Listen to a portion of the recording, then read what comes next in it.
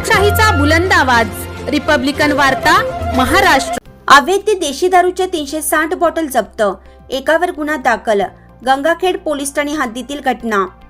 गंगाखेड ते परळी रोडवरील एका हॉटेलच्या पाठीमागे खताच्या गोणीत देशी दारूची चोरटी विक्री करण्याच्या उद्देशाने ठेवलेल्या 360 देशी दारूच्या बॉटल पोलिसांनी जप्त केल्या असून त्याची किंमत 12,600 रुपये आहे।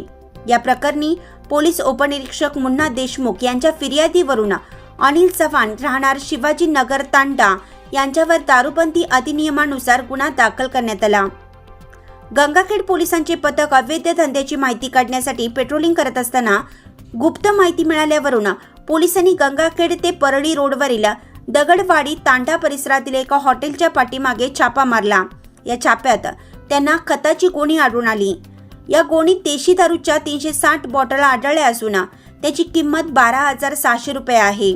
पोलिसांनी या देशी दारूच्या बॉटल जप्त केल्या।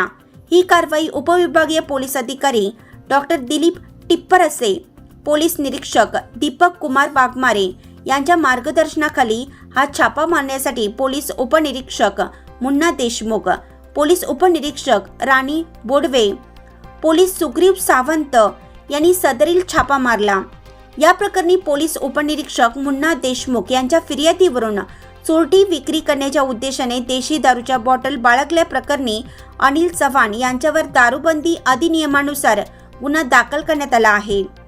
रिपब्लिकन वार्ता महाराष्ट्र न्यूजसाठी गंगाखेड परभणी प्रतिनिधी राजकुमार मुंडे।